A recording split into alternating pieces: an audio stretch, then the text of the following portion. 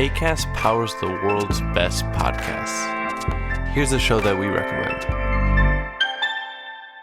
On his first day back in the White House, Donald Trump signed a controversial executive order stating that there are only two genders, male and female, and that those genders are tied to biological sex.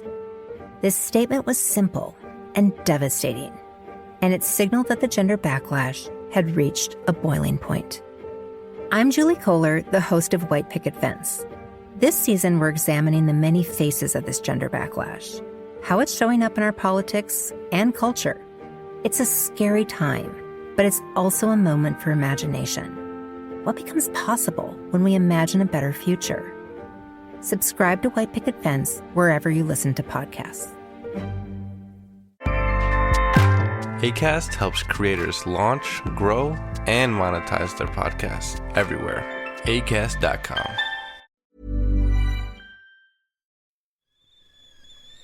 The kettle's boiled, Vic. Great. Perfect timing.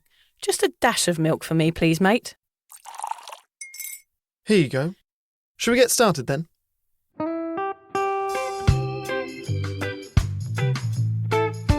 Have you ever woken up on a Sunday morning and said, I'm never drinking again, and then found yourself waving $50 at a barman by happy hour? Are you wondering why everyone else can stop at 1 while you head to a dodgy after-party with a weird bloke called Disco Dave? If so, it might be time to take a deeper look at your relationship with your reliable social crutch, alcohol. On each episode, we'll investigate our own dysfunctional dealings with booze and find out if it's possible to stop this deeply ingrained habit before things get too messy. Yep, we're going to open up a shame shed of humiliating drinking stories to help you understand why waking up from a booze coma each weekend with a kebab sticking out of your top pocket might actually be negatively impacting your health. Hamish and I are here to delve into what it's like being sober, an unwanted warts and all look into why giving up those cheeky pints or putting down those mummy wines will make you feel happier, help your anxiety and mental health, and turn you into the most sparkly, authentic version of you. Won't that mean I become boring though, Vic? Well, Hamish, we'll just have to wait and see. I'm Victoria Vanstone. I'm Hamish Adams-Cairns. And this is Sober Awkward. Well, Hamish, I'm back down in Sydney. It's lovely to see your gorgeous face with a tash. I know. Well, you told me I look like Freddie Mercury. Yeah, anyone that looks like Freddie Mercury is good in my book. Well, that's inspired me on. I look at myself in the mirror and go, you've looked better. But Yeah. Vic thinks I look like Freddie Mercury, so I'm ploughing on. You're ploughing on, yeah. I love it. I think it looks great. It's nice to lovely see to be you. back. We haven't I know. been in the same room for like 6 months. And within 10 seconds of seeing each other, a random stranger just walked up to us outside the podcast studio and said, oh my God, I love you guys. I'm 150 days sober. Thank you for the podcast. So we've returned together feeling like a couple of celebs, haven't we, Haim? He sort of intercepted our hug. We hadn't yet had a chance to say hi, and then this guy came in and oh my God, 150 days tomorrow. We had a try hug, which was slightly awkward, wasn't it? Which I like, though. Yeah, I like it. Try kissing and try hugs, we're in. We're open to threesomes is what we're saying, Basically, I guess. that's what we're saying. We are open to threesomes. Email us now. That's it. If you're a listener and you come up to us in the street, we are open to threesomes. Yeah. But I thought we should start with a good story. Yes. Like that, a feel-good story. You and I back together. Great. Stranger recognising us. Because from this point on in the podcast, I am going to piss on this parade and it's just going to be a world of depression. Oh my God, I am frightened, Hamish, quite honestly. So don't go anywhere if you're listening. Yeah. Doom and gloom prevails is what you're trying to say, isn't it? That's what I'm trying to say. I've seen the title of this podcast. There isn't much. I haven't read it. I don't know anything about it, and I'm shitting myself, quite honestly. The title is Surviving the Hardest Test to My Sobriety. Yes. Oh no, Hamish, what on earth is going on? Well, look, I wanted this one to feel authentic, so I haven't given you much of an idea about what we're going to talk about. I think this episode is going to be a bit different to usual, though. That's my plan. So we're going to tell one awful story and share the impact that it had on our sobriety and what lessons we learned from it. Okay. Right, so I'll go first and share this horrific thing that happened to me recently. It's not just getting your knob out at a party or something. It's going to be more serious than that, It's I can not, tell. as my dad described, the infection on my top lip, which Okay. was the moustache. Okay. No, it's something else. And then you're going to have to think on your feet because you've not prepped. You're going to have to share the worst thing that's happened to you since you've gone sober. Okay. And then we're going to try and share some lessons that we've learned from it and how it made us reflect on our sobriety in the hope that it's helpful to some of you. So As difficult as this is to talk about publicly, I'm going to share this shocking thing that happened to me just under 2 weeks ago. And then I want you to look back over those last 7 years and pick a low light. Okay. All right? It's a bit depressing, this, but I think it's important. No, it's good. We like to talk about the bad bits of sobriety and the good bits. It levels it all out in the end, and everyone feels more comfortable about their own lives because ours are so awful. That's always the goal. That's always the goal, isn't it? Our lives are shit, Yes. so you can feel better about yours. Feel better about yourselves because we've done some really stupid things. I think we should have a full disclosure moment, Hamish. This doesn't sound like it's going to be one of the funnier episodes of Sober Awkward, but hopefully it's something we can all learn from. Well, my issue with us saying that at the start of every episode, Yeah. well, every now and then we do a serious one, we say that. And then in my head, just immature jokes at Yes. the wrong moments, at like a poignant Yes. moment when you're tearing up, I'll think, cock, Yes. you know? So I'm almost reluctant to say this won't be funny because then I feel like I have to put the funny in. Okay, I'm going to try and take a moment, a deep breath before we go, and I'm going to try and not slip in any corny dad jokes or any puns. The floor is yours, Hamish. Okay. I'm extremely nervous. I hope it's nothing to do with your health. Nope. And the other thing I don't want it to be anything to do with is your family. I have no idea what you're going to say to me now, because obviously I've been away for 7 months. I've only just got back. We've had our moments of contact where we've done a few shitty podcasts that we've had to ditch because the sound was so awful. Yes. Because I was in Thailand. A good use of time. A good use of time, yeah. And now he's told me something has happened, but he hasn't told me what. So, okay. I will share the story. Go on, Em. But it's not just storytelling time. If you've got any questions or you want to interject at any point, you can. Okay, excellent. So as you know, my biggest fear when I first said I'll do the podcast with you was that I said I'll be sober for a year. And the minute I said that, I thought, oh no, someone that I'm close to is going to die. Oh, God, and I'm yeah. going to have to deal with grief sober, which was something I had not prepared for. No one has died. Okay, And that good. is important because this story is really a story about perspective and sobriety. No one has died. Everyone is healthy. The timing of this story was sort of tricky. I was waiting to go in, or Liz mainly was waiting to go in for a 38-week pregnancy scan. Yes. Okay. So that was important to know because I was time conscious, I was stressed, and I got a phone call. I don't know how much detail to go into because some of it is just gossip, but basically I got a phone call from a company where where I keep my money, effectively. Right. And Not they a said, bank? not a bank, it's more like an investment tool, investment app. Okay. And basically they said, look, your account is being logged into by someone in Marrakesh. This is the password they're using. And it was my password. And they said, what we need to do is set up another wallet, transfer your funds into that one, then we can freeze the account and everything will be fine. Okay. So they had your password. They had my password. Yep. And it was a British guy speaking in a quiet room. He sounded very professional. And you've heard this story a million times on documentaries. And there were red flags that I ignored, but I was time conscious because I got, I need to go in for this scan.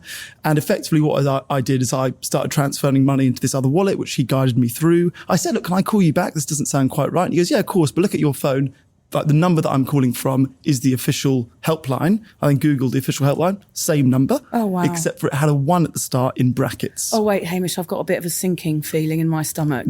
I The started to feel sinking a little feeling bit that you're sick. feeling now is a millionth of what I felt 2 weeks ago. Okay. Anyway, so I started transferring this money. And I'm not going to say the exact amount that it is, but for some perspective, it's about 18 months of Sober Awkward income. Okay. It's about $25. Yeah. So it was about 18 months of income. Am I allowed to ask what it was over and what it was under? Within, yeah, go on, let's do that. Was it over $20,000? Yes. Oh, my God. But under 100. So it was more money than I've ever had, really. Is that your life savings? It's not my life save. We just sold a house, but it was like a huge portion of my money. Right. And I am, as you know, tight with money, A, and also don't earn a lot of money, B. So anyway, they guided me through this whole thing. I ignored these red flags. And so it is my fault. But yes, people say they're a professional and you're a victim and all this stuff. Anyway, as soon as the money had been transferred, the line cut off. Oh, my God. And I went into this scan and Liz looked at me. She's like, oh my, I've never seen you look like this. Have you been done? I was like, I think I've been done. Anyway, then I called back the official number on the website and that was a contact center and it was busy and it wasn't an English guy. And he asked me millions of security questions. So I was like, I've been done. And they said, there's nothing you can do. Like, you've transferred the money. I called the police. There's nothing you can do. And the reason I'm telling this story, A, I've described this moment as probably the worst moment of my life. And I'm conscious that I've lived a blessed life if, being frauded out of a big chunk of money is the worst thing that's happened, but it was the worst moment of my life. And with regards to sort of a sobriety lens, it was very interesting the way it made me feel. Oh God, I feel like crying, Hamish. It's awful. Please don't cry on my behalf. Okay. I will get to how I felt in the aftermath. But immediately after, I remember thinking I should have a drink. Okay? Not that I wanted to have a drink, but that is what most people would do in my position, is they would have a drink. I felt like I should have a drink to deal with the enormity of what had just happened. So I never actually felt like I wanted it. And I think maybe if this had happened sooner in my sobriety, if it happened when I was 1 month in or 6 months in, I probably would have walked straight to a bottle shop or to that spirit shelf and gone for it. But it was very interesting to sort of be able to take a step back and go, my first thought was about alcohol. Not that I want it, but that it's what I should do in this horrific situation, which I feel totally underprepared to deal with. Yeah. I remember thinking, I don't have the tools to deal with this. We always talk about, if you're sober, then you have more of the tools to deal with the ups and downs of life. Well, this, being frauded out of a huge amount of money, I don't have the tools. I don't know how to process this at all. So I'm sitting in the waiting room of this hospital with an insane amount of anger. That was the first thing. Like when I realised I'd been done, I collapsed to the floor and was just desperate on the phone to this person. Like, can you do anything? The transaction's still pending. Is there nothing you could do? I'm getting more and more worked up. Then obviously it's regret. And then it is shame. So believe it or not, Vic, you and now the listener are the third person that I've spoken to about this. Wow. Liz was the first, then someone who I speak to every day at work, so my manager, and then you. I haven't told anyone else. Okay. I think because of the shame of it. Because you feel stupid. You feel like I'm someone that's been duped, and you've seen documentaries on this, and you always think it's like some batty old man who's not down with technology, you get tricked. I was like, I work in technology and I got tricked. And then you start playing, this is why you said you nearly cried earlier. What happened is you start playing daydreams of what you should or could have done with that money. Yeah. So, that could have, exactly, what I could have helped Liz with more time off work. I could have flown, my parents had never been to Australia. I've been at 8 years. I could have flown them here. I could have invested it in something. It would have paid for an amazing holiday. What could I have spent this money on? So you're torturing yourself. You're torturing yourself. Yeah. And how long did the torture go on for? First night, I took a sleeping pill that night because I was like, I know I'm going to be up all night. And I woke up at even though I had a sleeping pill, I woke up at 3 a.m, was up all night. God. And it was awful because it's sort of like that thing when somebody says, think of anything but a blue elephant. And all you think about was a blue elephant. So I am just replaying that phone call 1,000,000 times, all of the red flags that I ignored, all the things I could have done with that money, how stupid I was, what I could have and should have done differently. And immediately my mental health fell to the floor. Can I just stop you there for a second? It's very, very similar to a bad hangover, isn't it? It's like you've made a mistake. You're not sure why it happened. You've woken up. Your heart's pounding. You feel like everything has gone wrong. You're never going to recover from it. I tell you what it did teach me was to have a lot of compassion for people that drink to deal with problems. It's very easy for us to go, we're sober and drinking your problems away is never going to help and you shouldn't do it. And that's all well and good. But oh my God, when you're in the shoes of that person, it's bloody hard, right? Yeah. I realised it was immediately affecting my mental health. So the following morning was like the best morning we've ever had with Sonny. Sonny's a really difficult age now. He's 2.5. He was a dream the following morning. We went for a walk to the park. He didn't run off. We went on the swings. Then we're like, time for daycare. He was like, okay, and walked to daycare. I could feel no joy in any of that. I was not present. I was not there. That's so unlike you. All I was playing back this horrible phone call. Oh, dear. It obviously impacted my sleep. I couldn't focus on work. I was like, I have to work for X amount of months just to make up the money I've lost. Work became irrelevant. And I can see why people drink in that position.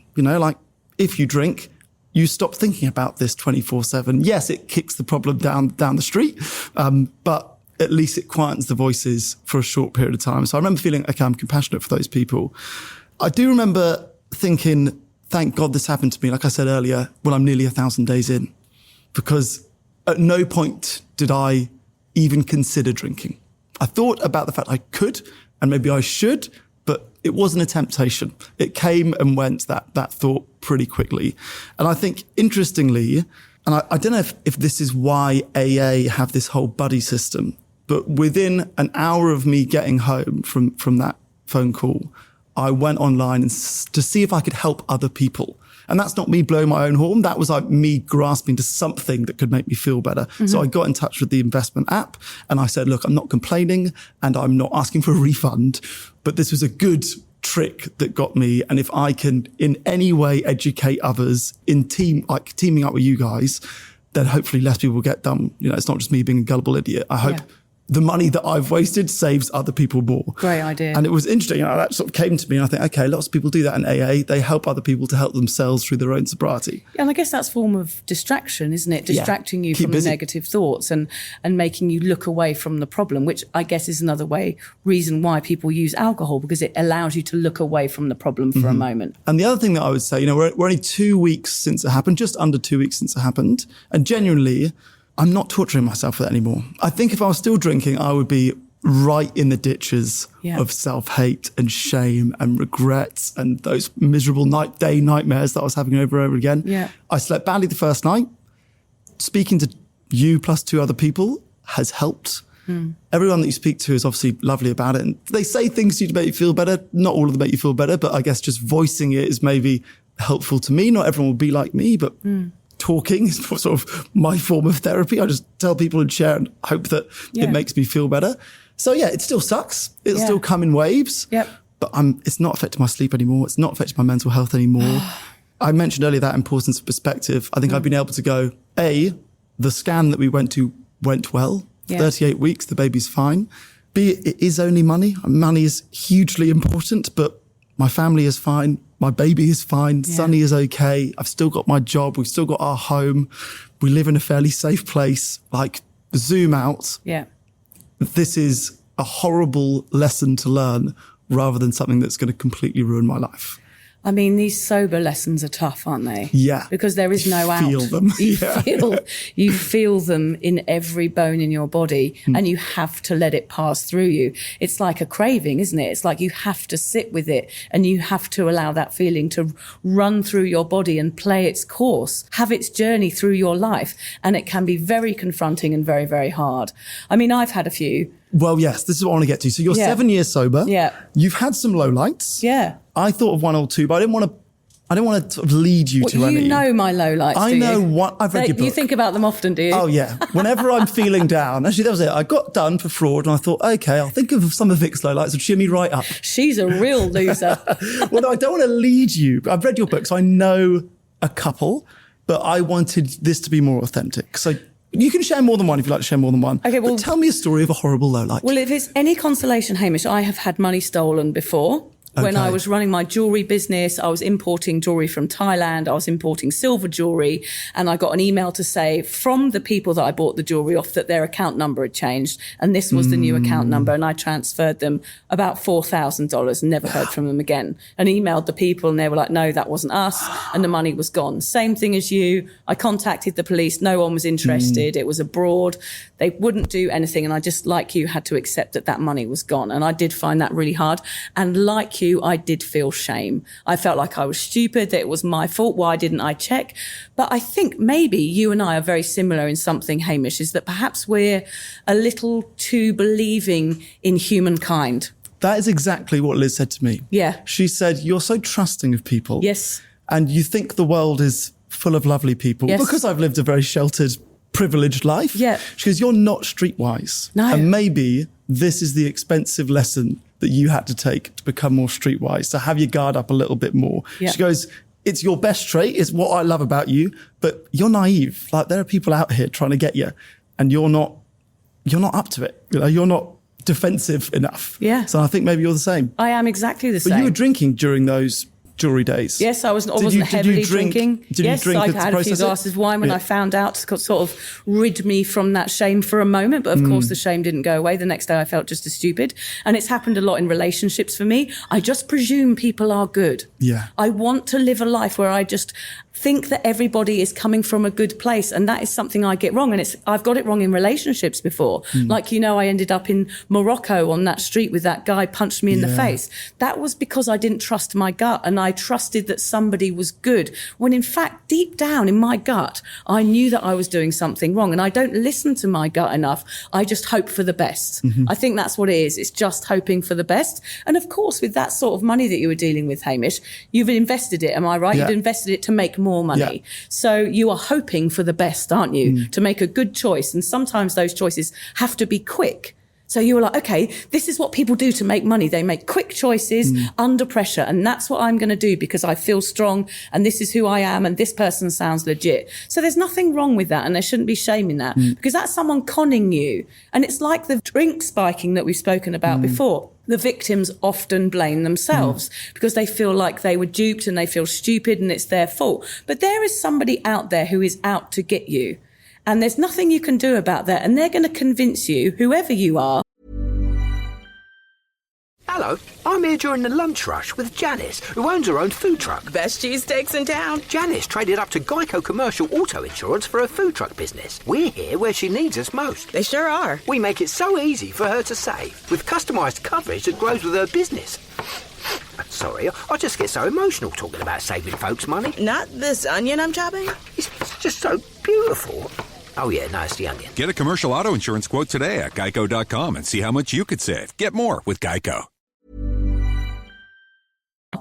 Of something that they believe in and how they're going to take something off you. And that happens to people all the time, whether they're people pleasers like you and I, or whether they're people who are really confident and not naive. So it's really, really hard to work out who is who, I think. And I think it's better to come from a place of trust because otherwise we're never going to make friends or go out into the world or chat with anyone like you and I love to do. Yeah. Because if we just think everyone's awful, well, what sort of world is that for us to live in? I hear you. It's true, isn't it? Yeah.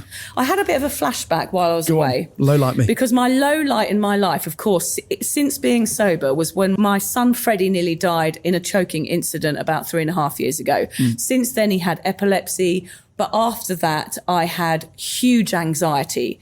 I never took a drink, but I remembered why I used to drink. I think that's similar to you. Yes. Well, hang on. For anyone that doesn't know that story, you effectively watched him seemingly die on the side of the road when you're on holiday in Western Australia. Yeah, and I had to run out into the street and shout for help, and some builders came off a building site, heard me screaming, so it makes me choked up when I talk about it. And they had to run into the scene and basically stick their fingers down his throat and revive him. And my son was in my arms like a rag doll, blue. So I thought that I was witnessing the death of my child and that my life and his life and all of our lives were changing before me. So I realised now that that was a massive trauma, which I kind of, like my husband, tried to kind of go, oh, well, he's okay. He's survived and everybody's okay. I think men are sometimes a lot better at doing that. He didn't focus on what could have happened. He focused on the result, which was that our son survived and we were okay and we were back in the camper van the next day.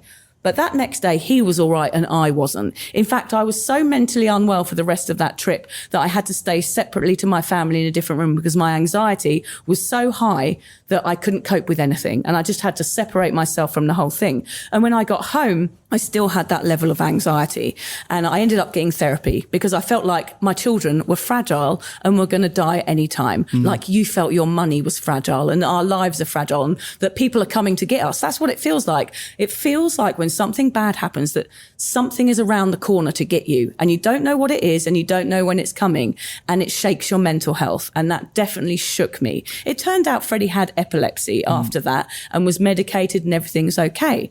But in the last few weeks of our big trip, we were in Thailand and I was sitting on the beach and I had a flashback and I have felt all right about that whole scene for a few years now. I mean, I'm worried about Fred. I've always got an eye on him and I have a certain level of awareness now with my children where I'm kind of always on call, but I'm better with my mental health.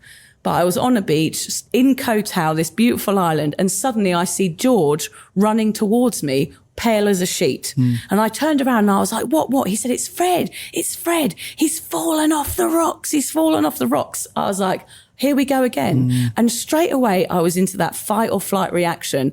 I just presumed he was dead. And then I see a man appear on this deck holding my child like he had before, like I'd seen him all floppy, holding a towel, a bloodied towel to his head. And Fred had fallen quite a long way and cracked his head open. We were in the middle of nowhere. It was all action stations. We had to get a bloody speedboat to the mainland. We were in the middle of nowhere. And like you, I felt guilt. I felt guilt and shame. Have I put my kids in danger by doing this trip? Am I a bad parent? Why wasn't I with him? And we question ourselves. And in those situations, for drinkers especially, all we want to do is numb out that whole situation to make ourselves feel better. Because I felt terrible. I don't know why we blame ourselves. And even George stood by the side as the boat was taking off, crying to me, saying, "It was my fault, Mummy." I was like, "George, it wasn't your fault." So I had to sit with that feeling and sit at that hospital while he bravely had his head stitched up without crying, I must admit. But he came away from it thinking, there's another reminder why I don't drink. And I came out, instead of feeling down and going down into a mental spiral of hating myself and feeling like it was my fault, I rose up, Hamish, like a phoenix from the ashes and went, I am capable of dealing with this because I've dealt with stuff like this before many times in my sobriety, the ups and downs of life, and I have fought through unaided. And I knew in that moment, after thinking about it for a second, I can do it again. And that's something that comes with time and a few things happening to you that you don't want to happen because that's life. But actually, all of these things build up a wall of self-confidence and reliability that you can use when things hit the fan. I want to touch on something which I think might be helpful to the listener. You said during that first episode with him on the side of the road that your anxiety went through the roof. Yep. You needed to stay away from your family in Yes. a separate hotel room. And then it sort of appeared to you that you need therapy to deal with it. Yeah. How did you figure that out for yourself? How did you go, this anxiety is not going away? Because I think lots of people in the same shoes as you in their sobriety will be anxious for days and days and days. I'm not even staying with my family. I'm feeling guilt, and then I drink. So what made you go, you know what could help this is therapy? I think it's life experience. Because I've done therapy before, because when I gave up drinking, I went to a therapist and I unraveled all my problems. So I know that when my thoughts get tangled, that I have a passage that I go down, which is help. I know I can't untangle my brain sometimes. I know my husband can't do it or talking to a friend can't do it. I need somebody who is a professional to say, this is what's going on with you. I actually had PTSD, I realise now, from that experience. I was having flashbacks to it and it was kind of a whirlwind in my brain. And when something's wrong, because I know I've done it before and it helped, I know I've got that to fall back on. And as you know, like we talk about therapy on this podcast all the time, it is a way of you dealing with your problems when you don't drink. So from my life experiences, I knew that that was an option for me straight away. Yeah. Yeah. Because I almost had the opposite reaction. So Liz that day was like, I don't want to leave you alone. I need to go get something from daycare. I don't want to leave you alone. And I was like, oh no, I'm not unsafe to be alone. Yeah. But that night she was like, I'll do bedtime. The moment it's sunny, like one of us needs to be with him for about 2 hours before he falls asleep. Oh, God. She was like, I'll do it tonight so you can just sort of, have time and space. And I was like, actually, I really want to do it. I think being around him is a real refocus of what's important rather than sitting upstairs torturing myself about what I've just done the afternoon. So I almost feel like I need to just throw myself into family life as a distraction and as a perspective check and, really hammer home, I don't want to drink. Like this is what's important. This is what's important. Rather than being alone. So we've both sort of been through traumatic things and had different reactions, but both come to the same conclusion, I feel. Well, I think sometimes it's about remembering that your feet are still on the ground. I know that sounds really simple, but like when you're suffering with mental health, you sort of feel all over the place and your thoughts are disconnected and you're not sure who you are or where you stand or how you feel. It can feel really confusing. And I think having therapy or spending time with your children or just doing something that's really normal makes you realize that your feet are still on the ground and you're safe. And because you feel quite unsafe when you have mental health issues, even if it's just a bout of depression in the aftermath of something like this, it can be quite short-lived. But actually just remembering what's important, your priorities, your family is safe, your kids are safe, and now let's focus on that. Because otherwise your head starts to be led down paths that you don't want it to. And that's why it's important to talk to someone or get someone to step in. For sure. Because that's something that's easier said than done. I remember feeling, okay, I know that drinking alcohol is not the solution. Exercise is good. Eating the right stuff is good. Using all your tools that you know. Which is, that, but it's bloody hard to motivate yourself to do it. Yeah. When you're in a spiral of like beating yourself up over something stupid, you're not thinking, I'll eat an avocado and go for a run, You're just thinking, oh my God, I'm an idiot. So Yeah. I understand why people resort to drink in this situation. But you're not an idiot, because No. these things can happen to I'm everybody. an idiot, but not for this. Well, you I'm an are. idiot for You are other sort of an reasons. idiot. You are unlikable, but that has nothing to do with this. Quick question before we sort of delve into some of the similarities that we both experienced. Yeah.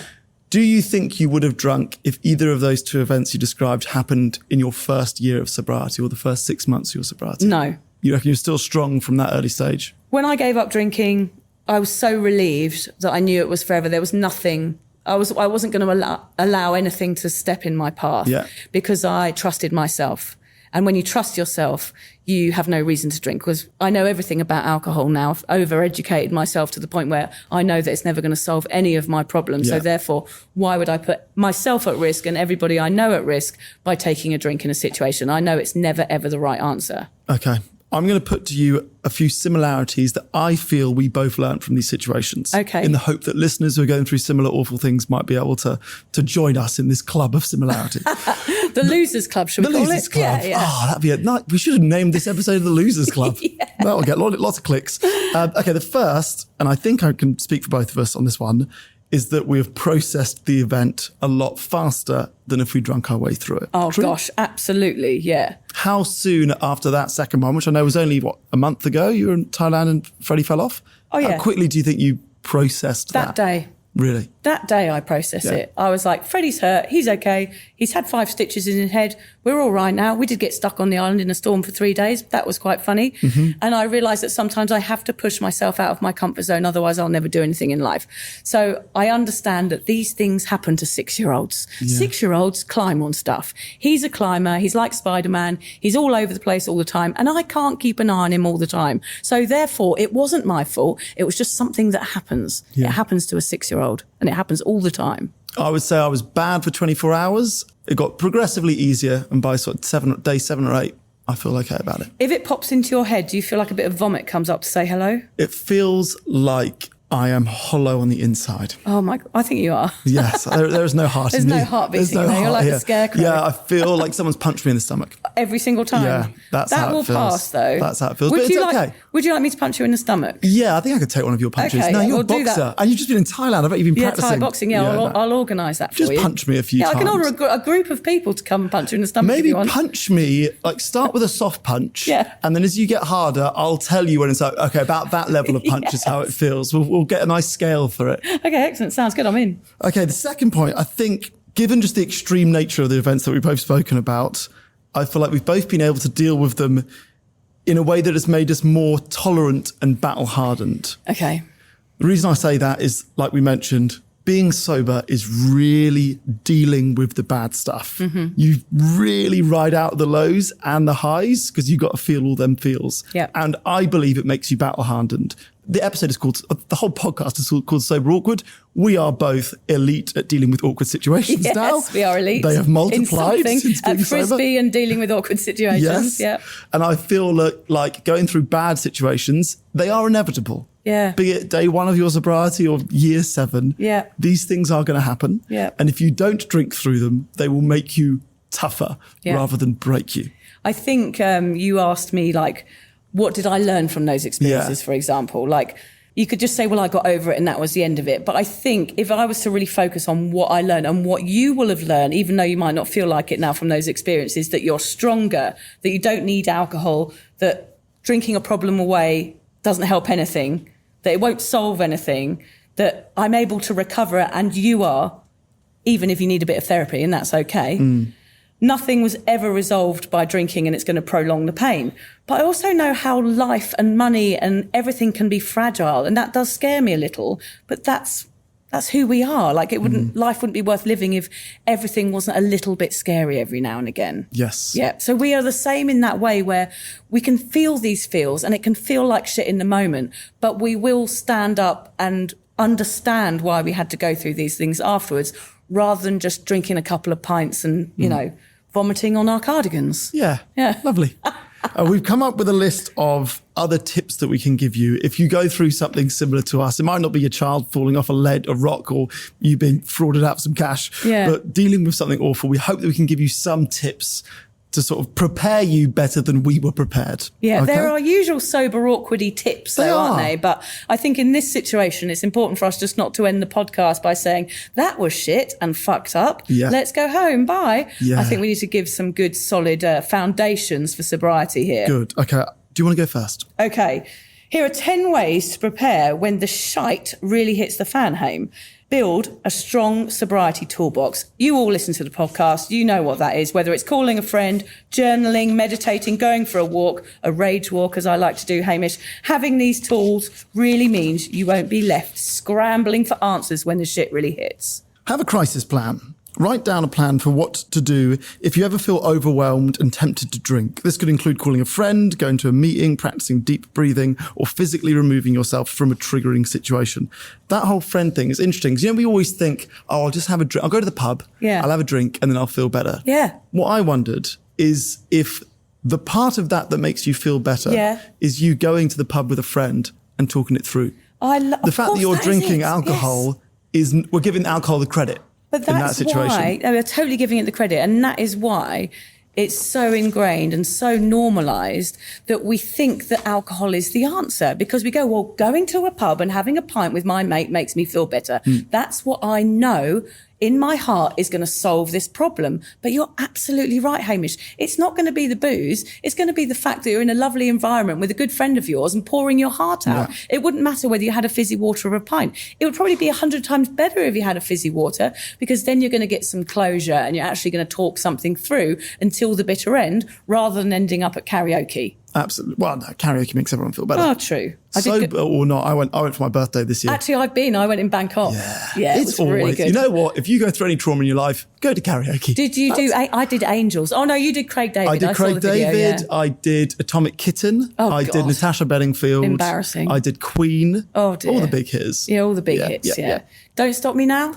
I haven't got the vocal dexterity really to do any Queen. No. But that, I gave Bohemian Rhapsody You just got the tash though, so that's enough. But really, I'm an absolute dead ringer for Freddie your Mercury. head's looking a bit him too, isn't it? Thank you very much. Yeah. Shift your mindset. See challenges as growth. Instead of viewing stress as something to escape, try seeing it as an opportunity for personal growth. Sounds cheesy, sounds woo-woo. We know it's the right thing to do. Ask yourself, what can I learn from this? How can I build resilience? A sober life is about facing things head on and not numbing them out. Equally cheesy, and I'm going to actually flip this one on your head. Okay, great. Move your body. Now, moving your body makes you feel better. Move my body to the rhythm of love. That's it. Yeah. And I'm not going to say move your body because of the endorphins and because of all the natural chemicals it releases. No, like fish fins. Endorphins. Here we go. The puns I haven't were got coming. any I've got outdoor fins. Go on. I'm not going to say exercise because of all of those things. You heard it a million times. Exercise, medication. You're just going to go, shut up. Oh no, meditation, not medication. Medication. Just medicate. Medicate and karaoke. Self-medicate, it's fine. I'm going to say exercise just means of getting out of the house. Okay. I was inside the house beating myself up. Yes. Just go out. Yeah, blustery beach, get the wind in your hair and a bit up your gusset. Have healthy distractions ready. Sometimes you just need to keep yourself occupied until the emotional storm passes. Have a sober, friendly distraction lined up. Watch a good film, listen to a podcast, do some cooking, get creative, or do a bit of writing. I was just talking to someone today about the importance of making a cozy space in your house just for you, like your little sober nook. So that if you go out or you have a stressful day, you have somewhere you can go that feels like your safe place, where you can sit and read a book and chill out and just do whatever you need to do.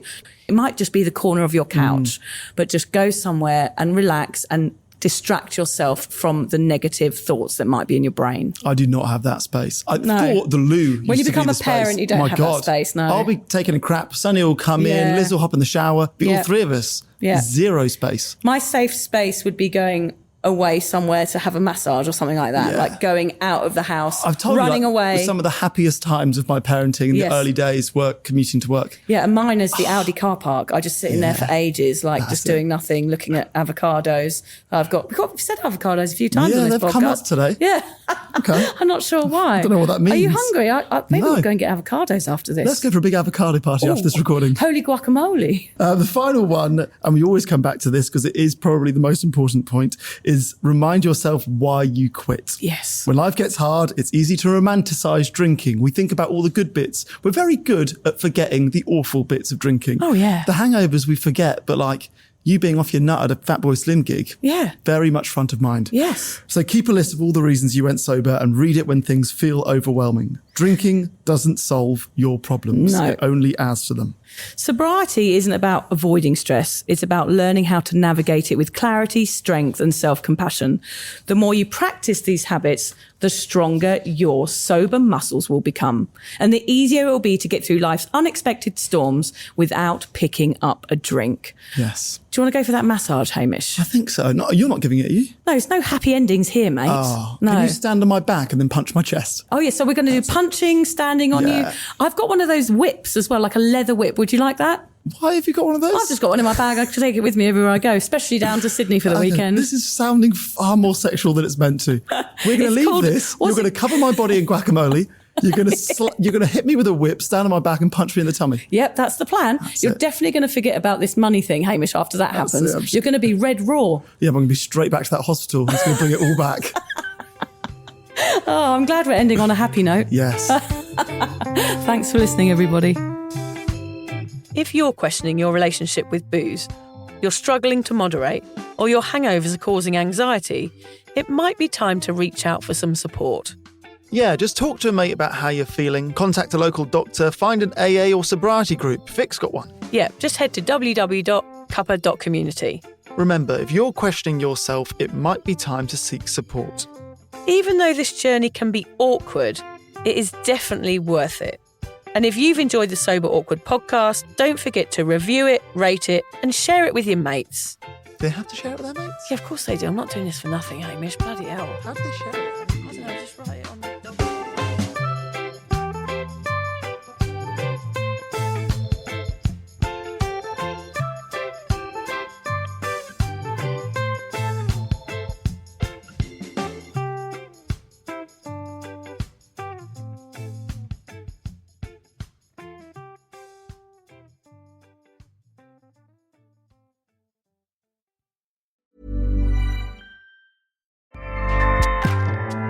Acast powers the world's best podcasts. Here's a show that we recommend. On his first day back in the White House, Donald Trump signed a controversial executive order stating that there are only two genders, male and female, and that those genders are tied to biological sex. This statement was simple and devastating, and it signaled that the gender backlash had reached a boiling point. I'm Julie Kohler, the host of White Picket Fence. This season, we're examining the many faces of this gender backlash, how it's showing up in our politics and culture. It's a scary time, but it's also a moment for imagination. What becomes possible when we imagine a better future? Subscribe to White Picket Fence wherever you listen to podcasts. Acast helps creators launch, grow, and monetize their podcasts everywhere. Acast.com.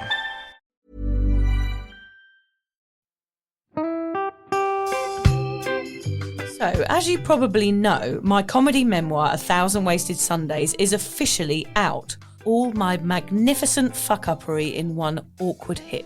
If you'd like to get your hands on a copy, it's now available from all good bookstores. We always say all good bookstores, don't we? Yeah. Are there bad No, bookstores? probably ones with moody sellers. Oh, yeah, really Yeah. depressed librarian folk. Yes, Okay, yeah, good. yeah. So there are probably some, but we're only storing it in the good ones. It's only made it into the goodies.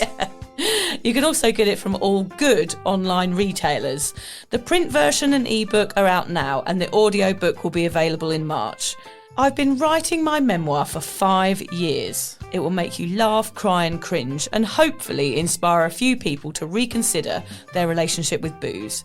If you love the podcast, then I think you'll love the book, even if I do say so myself. Hamish has read it. What did you think? I feel like I know a little bit too much about you now, to be honest, Vic. Look, I really loved it. It was hilarious and surprisingly moving, but I feel like I've seen you naked in a literary sense. Yeah. Does that make sense? Yeah, that's worrying. Yeah. Yeah. From an emotional point of view, seriously, It wobbled my teeny weeny wooden heart, Vic. Okay. My teeny little wooden heart. Well, his wooden heart is broken.